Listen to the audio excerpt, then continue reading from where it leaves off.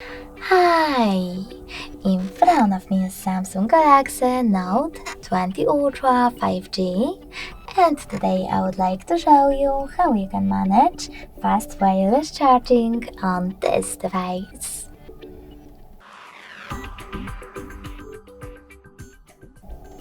Firstly, open Settings and scroll down, then choose Battery and Device Care. Now you need to click on the Battery section. Scroll all the way down and tap on More Battery Settings.